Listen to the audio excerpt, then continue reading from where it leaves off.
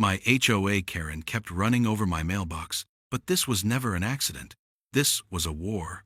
So I installed a reinforced one she never saw coming, and her face when she hit it was priceless. Every morning, I'd find it smashed on the ground, and she'd just smirk from her window, waving her little rule book. She thought she was just breaking a metal box, but she was attacking my family's pride. What she didn't realize was that I was onto her bigger, more sinister game. This was just the first step in her plan to run me out of my own home. Where are you watching from? Drop a comment below because you're about to witness some solid steel justice. And if you believe every homeowner deserves to feel safe from HOA bullies, smash that subscribe button so you don't miss the moment this power-tripping Karen gets exactly what she deserves. The Saturday morning sun was just starting to warm the driveway when I saw it. I had my favorite mug in hand, the heavy ceramic one Maria gave me, filled with fresh coffee. I was just planning my day, maybe fix that squeaky hinge on the shed, maybe just sit on the porch. Then my eyes landed on the curb. My mailbox wasn't just dented, it was annihilated. It was lying on its side, twisted off the post, the door hanging open like a broken jaw. It was the third time in 2 months. The first time, I thought it was a random act of teenage nonsense. The second time, I got suspicious. This time, seeing it mangled in the dew-soaked grass, I knew exactly who was responsible. My stomach tightened. This wasn't just vandalism. This was a message. I looked across the street, and there she was, Karen Whitmore, our HOA president, standing on her own perfectly manicured lawn, a clipboard tucked under her arm. She was pretending to inspect Mr. Henderson's rose bushes, but her eyes were locked on me. As soon as our gazes met, a slow, smug smile spread across her face. It wasn't a friendly smile. It was the kind of smile that said, "I did this, and you can't prove a thing." She gave a little nod, almost a bow, then turned back to her clipboard, making a note. She was a master of making you feel powerless. Her whole life seemed to revolve around walking the neighborhood, finding tiny infractions, and making everyone miserable under the guise of maintaining property values. Her car, a pristine white SUV with tires that always looked a little too big for the vehicle, was parked perfectly in her driveway. I'd seen the tire tracks near my curb before. They matched. That mailbox wasn't just some cheap tin box from a big box store. Maria and I had built it ourselves the first summer we moved into this house, 30 years ago. I'd welded the steel post, and she'd painted it a deep forest green to match the trim on our house. Our son, Mark, had put his little handprint in the wet concrete at the base when he was 5 years old. Every dent and scratch told a story. Now, it was a crumpled heap of metal and memories. It was the place we got his college acceptance letter, the congratulations card when I got my promotion, the endless stream of catalogs Maria loved to flip through. For Karen, it was just a rule violation waiting to happen. For me, it was a piece of my home. It was the first line of defense, the little gatehouse to our life, and she was deliberately, repeatedly, running it over in the dead of night. It was an invasion. I decided to try the civilized route one last time. I walked back inside, leaving my coffee on the counter, and called the official HOA management company number. Of course, the call was routed directly to Karen's cell phone. She picked up on the first ring, her voice dripping with fake politeness. "Good morning, Mr. Thompson. To what do I owe the pleasure?" I kept my voice steady, calm. I explained what I'd found. I described the damage, the tire tracks, and I even mentioned this was the third time. I suggested we look at security footage, maybe file a joint police report for vandalism in the neighborhood. I was trying to give her an out, a chance to pretend she cared. I even said, my insurance will cover some of it, but I'd like to work with the HOA to prevent it from happening again. There was a short, sharp laugh on the other end of the line. "Mr. Thompson," she said, her voice turning hard and condescending, "as per Section 7, Paragraph C of the covenants, all curbside installations must adhere to setback and material requirements. Frankly, your mailbox has been a known issue. It's slightly outside the mandated 6-inch curb clearance. Perhaps, if it were installed correctly, these unfortunate accidents wouldn't happen. I could feel the blood rising to my face. I'd measured it myself. It was perfect. Karen, it's exactly 6 inches from the curb. And even if it weren't, that doesn't give someone the right to destroy it. She let out a long, theatrical sigh, the kind you use on a toddler who just doesn't understand. The board's position is that non-compliant structures pose a hazard. We can't be responsible for the consequences. I'll be sending you a formal notice to replace it with an approved model from the HOA catalog. Failure to comply will result in a daily fine. She was doubling down. Not only was she admitting nothing, she was using her position to blame me, to fine me for the damage she herself had caused. She was daring me to challenge her. It was a classic power play. She wanted me to get angry, to yell, so she could report me for harassment. I just said, "Okay, Karen, I'll look for the notice," and hung up before I said something I'd regret. My hands were shaking, not from fear, but from a rage so pure it felt like ice in my veins. This wasn't about a mailbox anymore. This was about a bully who had gotten a little bit of power and decided to build her own little kingdom on our street. But as I looked at the wreckage, a small, stubborn thought flickered in my mind. She was just one person. The rest of the board, Tom, Linda, the others, they were mostly reasonable people. They were my neighbors. Surely, if I laid it all out for them in a clear, logical email, they'd see how insane this was. They'd step in. She couldn't get away with this forever. I held on to that flicker of hope. It was a mistake, of course, but at that moment, it was the only thing stopping me from doing something much, much more direct. My brief flicker of hope in the HOA board was extinguished within 48 hours. On Monday afternoon, a crisp white envelope was sticking out of the temporary, cheap mailbox I'd put up. It wasn't mail. It was a formal violation notice. My name and address were printed in a sharp, unforgiving font. Inside, a letter signed by Karen Whitmore, President, informed me I was being fined $50 for a non-compliant curbside receptacle and another $100 for failure to maintain property in accordance with aesthetic guidelines, referring to the mangled remains of my old mailbox that I hadn't even had time to haul away yet. The letter ended with a chillingly polite sentence. "We trust you will rectify this situation promptly to avoid further penalties."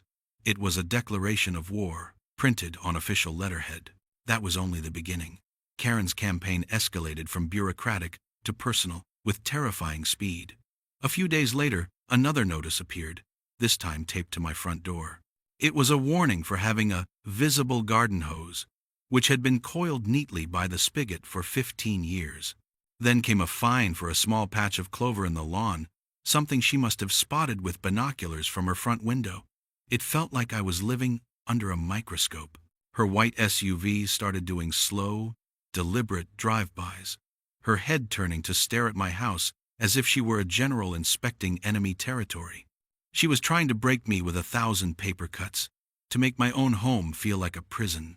My pride, my sense of fairness, my simple right to exist without being harassed. It all felt like it was being methodically dismantled, one bogus fine at a time. The worst part was how she turned the neighborhood against me. I saw it happen in real time. One afternoon, I was in my garage, sharpening a set of lawnmower blades, when I saw her talking to Mrs. Gable next door. Mrs. Gable is a sweet woman in her 80s who has lived on this street longer than anyone. Maria and I help her with her groceries and shovel her walk in the winter. Karen stood on her lawn, clipboard in hand, pointing toward my house and talking in that low, urgent tone people use when they're spreading gossip. Mrs. Gable just nodded, looking down at her feet. The next morning, when I waved to her as she got her newspaper, she gave me a weak, nervous little smile and hurried back inside without a word. It was like a poison spreading through the community. People I'd known for decades, people I'd shared beers with at block parties, started avoiding my eyes. When I'd walk my dog, conversations would stop. Neighbors would suddenly find something fascinating about their shoes until I passed. Karen wasn't just attacking me. She was isolating me, painting me as a troublemaker, a problem that needed to be managed. They were all afraid of getting a notice of their own. Maria saw the toll it was taking on me. I was angry all the time, pacing the kitchen at night, running through arguments in my head. "Jack, just pay the fines," she said one evening, her voice gentle. "It's not worth it. She's a miserable person who wants to make everyone else miserable. Let's just not play her game." I knew she was trying to protect me, to protect our peace, but what she was saying felt like surrender. "Maria, it's not about the money," I told her, my voice tight. "It's the principle. This is our home. We built a life here. I'm not going to let some power-hungry bully with a clipboard dictate how we live in it. If we give in on this, what's next? The color of our front door? The type of flowers we plant? Where does it end?" She didn't have an answer, and I knew she understood. This wasn't just about a mailbox or a garden hose. It was about standing your ground when someone tries to push you out of your own life. My final desperate attempt at reason was an email I sent to the entire HOA board. I laid it all out. I attached pictures of the destroyed mailbox, screenshots of the tire tracks, a detailed timeline of the events, and a calm, rational explanation of how these actions felt like targeted harassment. I was professional. I was respectful. I asked for mediation. I appealed to them as my neighbors, as fellow homeowners who surely valued peace and quiet over petty tyranny. For 2 days, there was silence.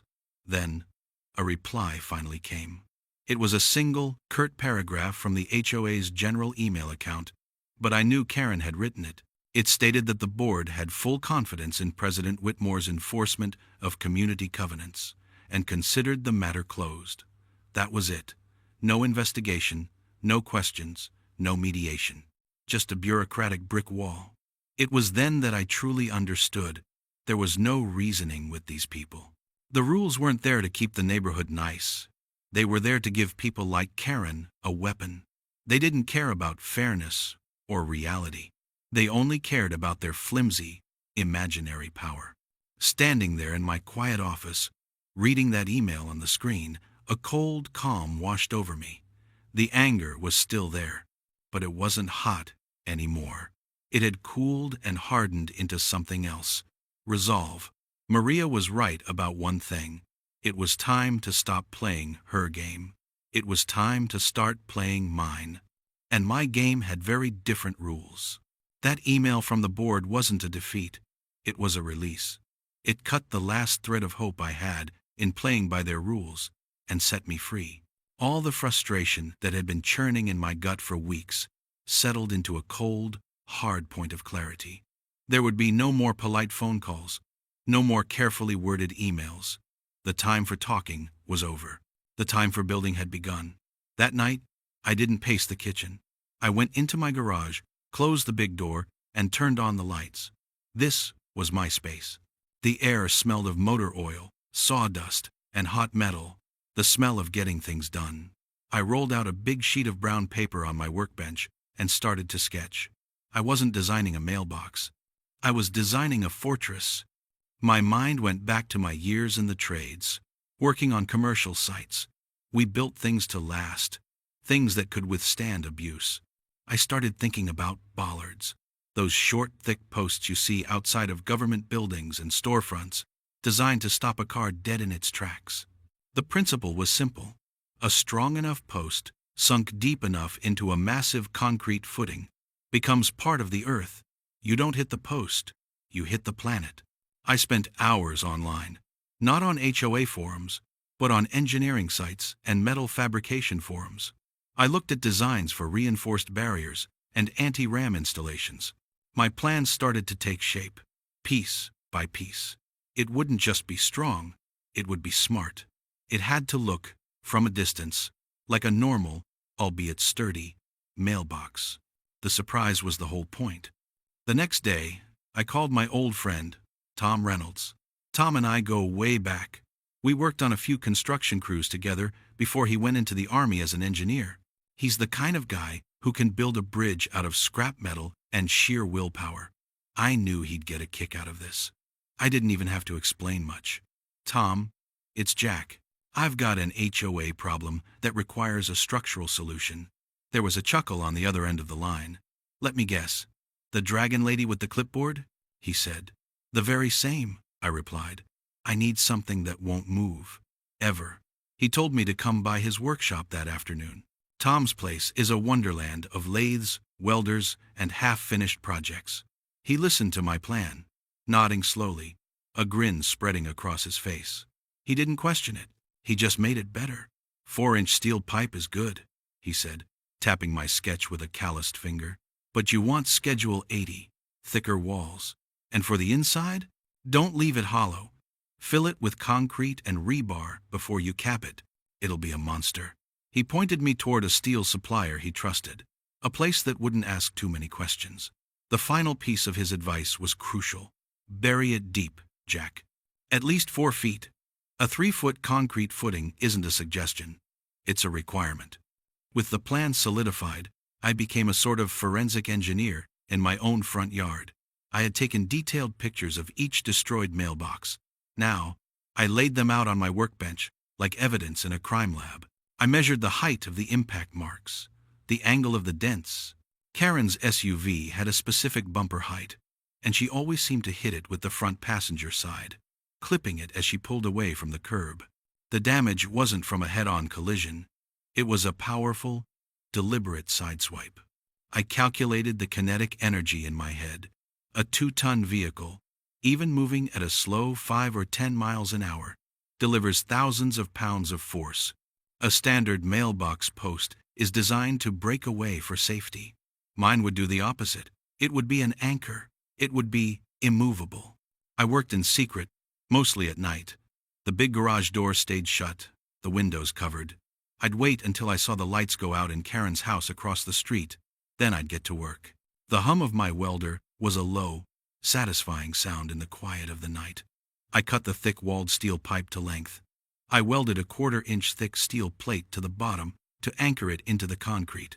To test the concept, I took a shorter offcut of the same pipe, welded it to a small plate, and set it in a 5-gallon bucket of concrete in my backyard. After it cured for a few days, I took my 16-pound sledgehammer to it.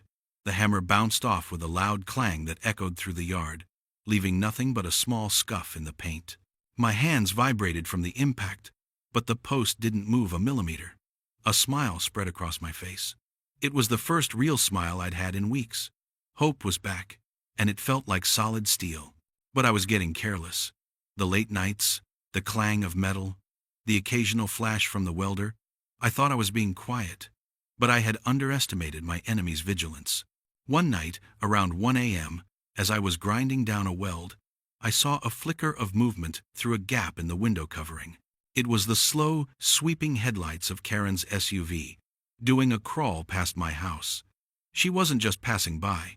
She was patrolling. The beam of a powerful flashlight cut through the darkness, pausing on my garage door. My heart pounded in my chest. I quickly shut off my tools and stood there in the dark, not moving a muscle, until I heard her engine fade into the distance. She knew I was up to something. The next day, another notice was taped to my door, this one citing a rule about unauthorized construction or fabrication activities without prior architectural review. The net was tightening. My secret project now had a deadline, and I had a sinking feeling that Karen Whitmore was already planning her next attack. Karen's suspicion was like a pressure cooker with the heat turned up. The finds became more frequent, more absurd. A notice for improperly stored recycling bins appeared the morning after I'd rolled them to the curb for pickup. Another for a seasonal decoration displayed past the approved date, a small patriotic wreath Maria had forgotten to take down after the 4th of July. Each one was a jab, a reminder that she was watching, that she had the full, mindless weight of the HOA behind her. She was no longer content just targeting me. She began to weaponize the fear she'd sown in the neighborhood, turning it into a tool of oppression. I watched her from my living room window as she had a friendly chat with Dave Miller, who lives 2 doors down. Dave is a good guy, a single dad with 2 young kids. He's always been friendly, but lately he'd been avoiding eye contact. Karen was standing on his lawn, clipboard in hand, pointing at the small playset in his backyard. I couldn't hear what she was saying, but I could see the color drain from Dave's face. He just kept nodding, his shoulders slumping. Later that day, Dave came over, looking apologetic. "Jack, I can't get involved," he stammered, his eyes fixed on his feet. "She was here for an hour, telling me my kid's swing set isn't on the approved vendor list. She said she could have it removed at my expense. She mentioned you. Said that homeowners who cause trouble often find the HOA has to scrutinize their properties more closely." It was a threat, plain and simple. She was holding his kid's happiness hostage to ensure his silence. I told him I understood that he had to do what was best for his family, but as he walked away, a wave of despair washed over me. I was completely on my own. That evening at dinner, the strain was visible on Maria's face. The constant stream of fines, the cold shoulders from neighbors, the late nights I was spending in the garage. It was all taking its toll. "Jack, is this really worth it?" she asked, pushing a piece of chicken around her plate. Her voice was quiet, weary. "Maybe we should just buy one of her stupid, approved mailboxes. We can pay the fines. We can paint the fence. We can just make it all go away. I hate this feeling. I feel like we're prisoners in our own home." I looked at my wife, the strongest person I know, and saw the exhaustion in her eyes. And for a moment, I felt myself waver. Was she right? Was I just being stubborn, sacrificing our peace for a battle of wills? The image of Karen's smirking face flashed in my mind, and the resolve hardened in my chest again. "If we give in now, Maria, she'll never stop," I said. "This isn't just about us anymore. It's about Dave's kids. It's about Mrs. Gable being afraid to say hello. Bullies don't stop when you give them what they want. They just take more." She didn't argue. She just nodded slowly, reaching across the table to take my hand. But the doubt hung in the air between us. It felt like Karen was winning. She was an expert at psychological warfare, using bureaucratic red tape as her weapon of choice. She filed a formal complaint with the city, falsely reporting that I was running an unpermitted commercial welding business out of my garage, which triggered a visit from a zoning officer. I had to walk him through my personal projects, explaining that I was a hobbyist, wasting half of a precious Tuesday. He was understanding, but it was another cut, another drain on my time and energy. It seemed like for every step forward I took in the garage, she pushed me 2 steps back with her paper-based assaults. The fortress for my mailbox was nearly complete, painted and ready for installation, but what good was it if I was being fined and harassed into submission before I could even get it in the ground? For the first time, I felt a genuine sense of hopelessness. She was just a woman with a clipboard and too much time on her hands, but she was grinding me down with the sheer, relentless force of her pettiness. Just when I thought the isolation was complete, a small act of solidarity came from an unexpected place. I was out in the yard, digging the deep, 4-foot hole for the new mailbox post, under the cover of twilight, when a familiar truck pulled up. It was Tom. He got out, holding 2 coffees and a bag of donuts. He didn't say much. He just looked at the hole, then at me. "Looks like you could use an extra shovel," he said with a wry smile. He didn't care about Karen's threats. He wasn't afraid. For the next hour, we worked in relative silence. The only sounds the rhythmic scrape of our shovels against the earth and the occasional shared grunt of effort. His presence was more than just a helping hand. It was a lifeline. It was a quiet rebellion, a statement that Karen's campaign of fear had not completely broken the spirit of the neighborhood.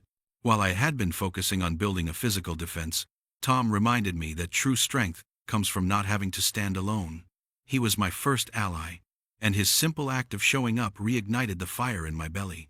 Karen thought she had me cornered, that she had me beat. She had no idea that we were just getting started. The hole was dug, and the trap was ready to be set. The night of the installation was cool and starless. Tom came over just after 11, his truck coasting to a quiet stop at the curb. We didn't need many words. We were 2 guys with a mission. Working under the dim glow of a single shielded work light, we mixed 80-pound bags of concrete in a wheelbarrow, the rhythmic scrape of the shovel the only sound breaking the silence. This wasn't just concrete. It was an anchor. It was 30 years of frustration, a foundation of pure defiance. With a shared grunt, we lifted the steel beast I'd built, the Schedule 80 pipe, filled with its own core of rebar and concrete, and slid it into the 4-foot hole. We used a level to make sure it was perfectly plumb, then poured the footing, shovelful by shovelful, until the hole was filled. The steel post now rose from the ground as if it had grown there, a part of the earth itself. On top, I carefully bolted the new mailbox, a heavy-gauge steel box, painted the same forest green as our house trim. It looked respectable, solid, deceptively simple. By 2 a.m., we were done. We'd packed away the tools, swept the driveway clean, and covered the fresh concrete with a damp cloth to help it cure. "She's not gonna know what hit her," Tom whispered, a wide grin on his face as he drove away. I stood on my lawn for a long time, just looking at it. It was more than a mailbox. It was a statement. The next few days were a quiet, nerve-wracking waiting game. Every time I heard a car slow down, my head would snap up. Maria was on edge, peeking through the blinds every few minutes. "What if she just calls the city and has them tear it out?" she asked. "Let her try," I said, trying to sound more confident than I felt. "She has to prove it violates a code first, and it doesn't." Karen's white SUV did its slow patrols, morning and night. I could feel her eyes on the new mailbox. She'd slowed down, almost to a stop, studying it. She knew it was different. It was thicker, more substantial. But she couldn't see the 4 feet of steel and 300 pounds of concrete buried beneath it. Her arrogance wouldn't let her imagine what I'd done. She just saw a bigger target. The moment came on a Thursday afternoon, just before dusk. I was in the kitchen, making a pot of coffee, when I saw her SUV pull out of her driveway. But instead of turning down the street, she drove straight across, her headlights off. This was it. My heart started hammering against my ribs. I grabbed my phone and hit record, holding it steady through the window. She wasn't going fast, maybe 10 miles an hour, but she had that familiar, determined look on her face. She lined up the front passenger side bumper, the same spot she'd used to destroy the others. It was happening at the perfect time. Dave Miller was outside, half-heartedly watering a patch of brown grass, his back to the street. Mrs. Gable was sitting on her porch swing, enjoying the evening air. They were about to have a front-row seat. Karen made her move. She turned the wheel slightly, aiming to clip the post in a brutal sideswipe, the same way a bully knocks a book out of your hands in the hallway. I braced myself, and then came the sound. It wasn't the crumpling, tinny crunch I was used to. It was a deep, resonant, and utterly final boom. It sounded like a car hitting a bridge abutment. The mailbox didn't budge. It didn't lean. It didn't sway. It didn't even vibrate. It just stood there, a silent, immovable object. Her 2-ton SUV, however, reacted violently. The front passenger tire blew with a loud hiss. The vehicle lurched to a stop, its front end twisted at an ugly angle.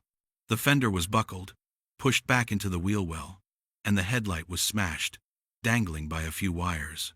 For a second, there was a dead, shocked silence. Then, Karen's car door flew open.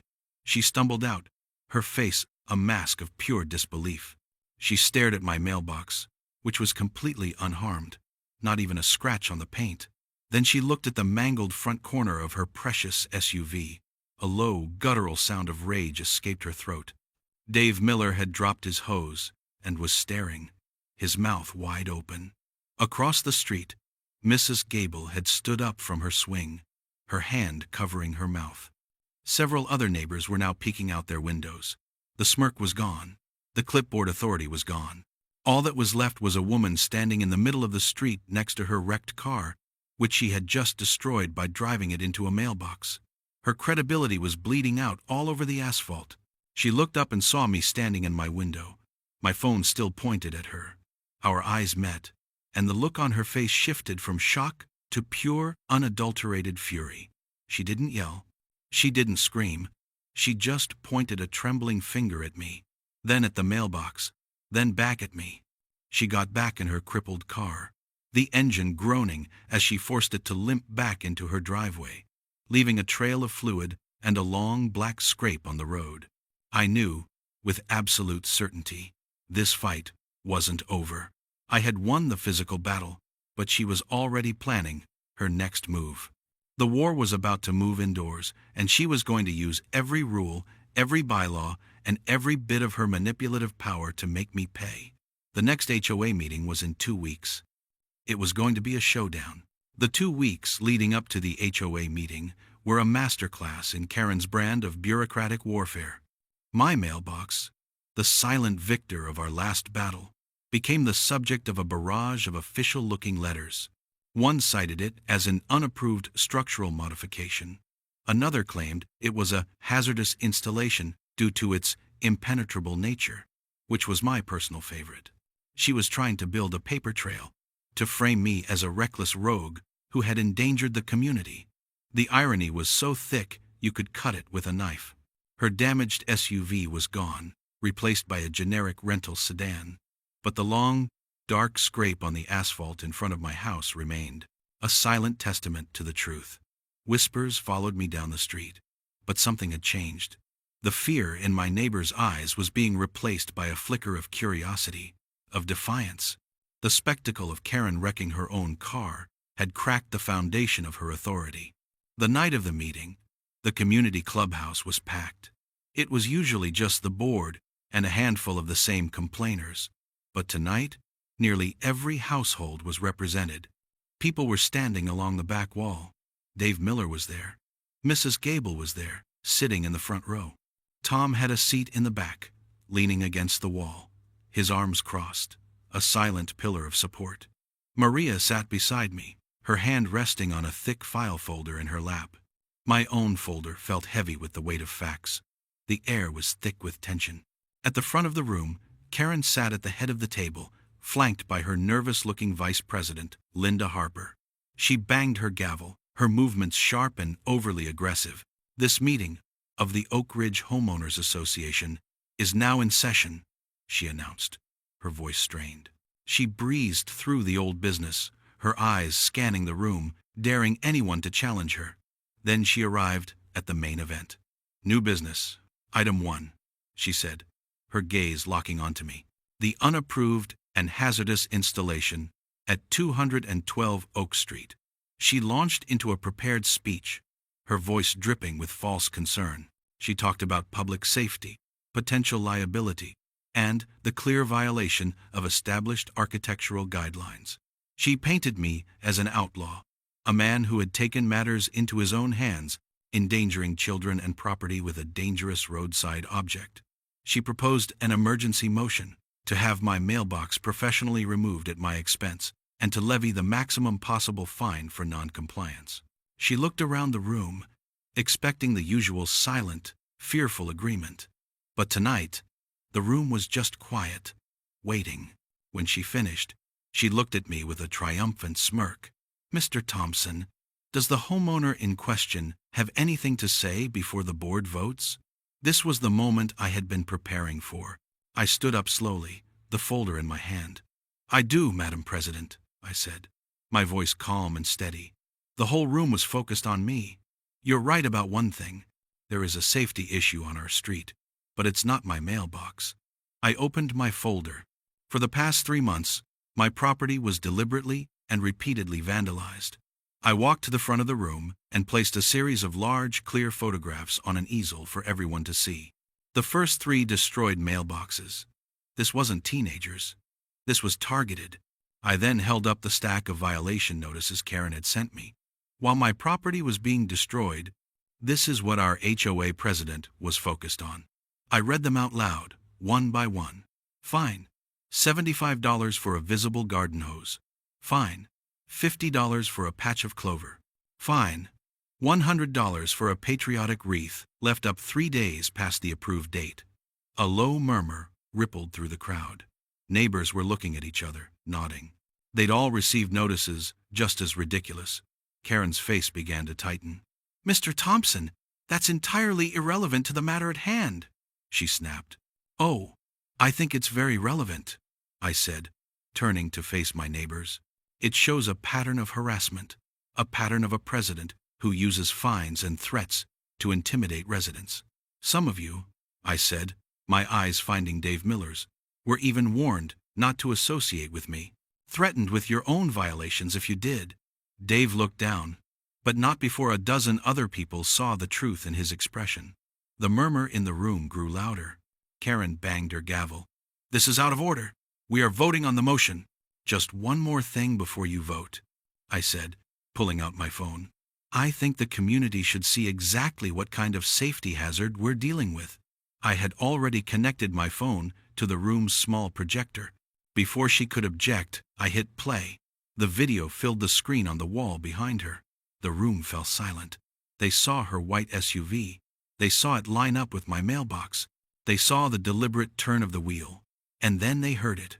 The loud, violent boom that echoed through the clubhouse speakers, followed by the hiss of a dying tire.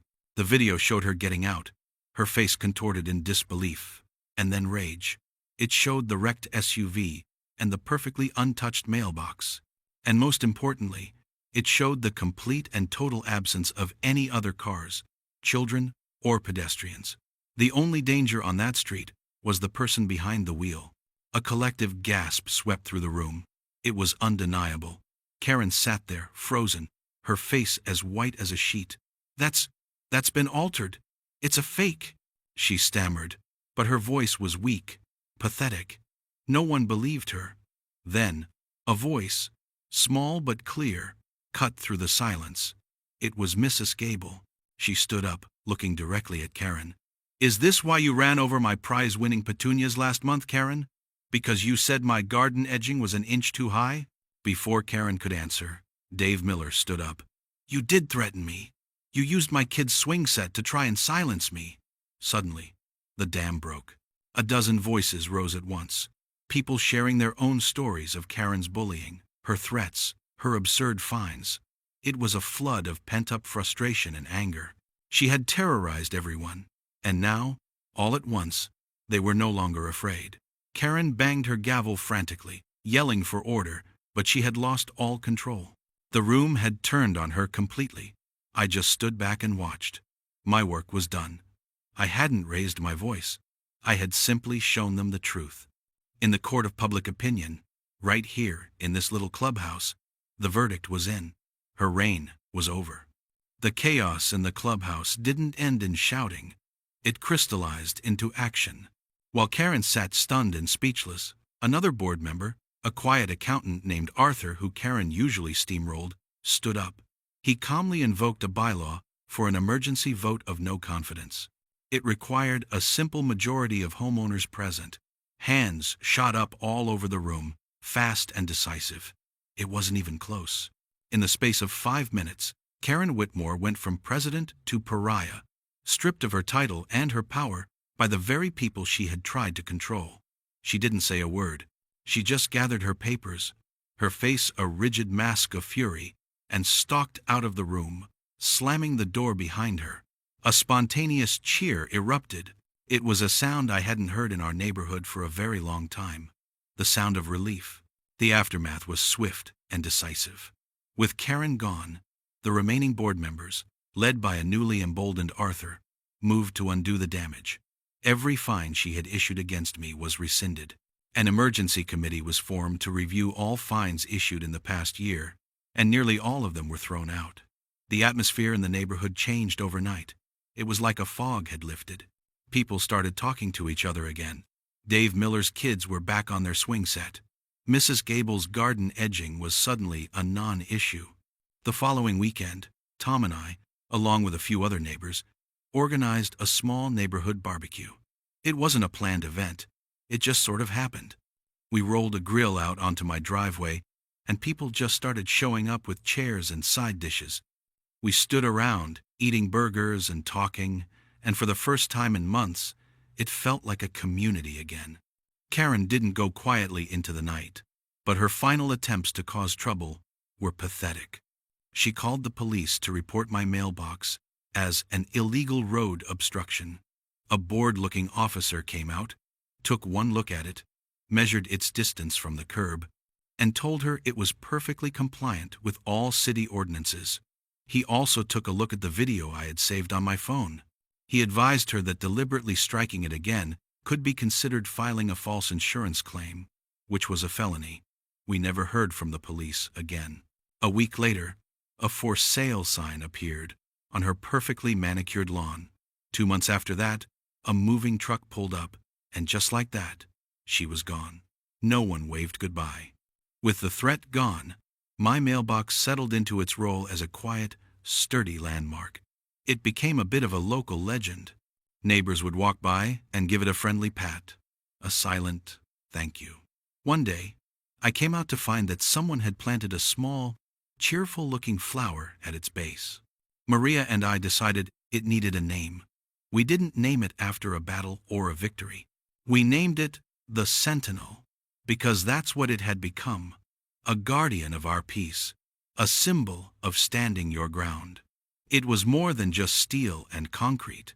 It was a monument to the simple idea that your home is your own, and you have the right to defend it from petty tyrants.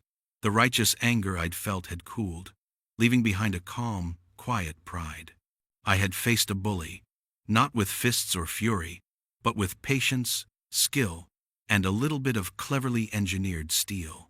The solidarity of the neighborhood had been broken by fear, but it was forged anew in the fight for fairness.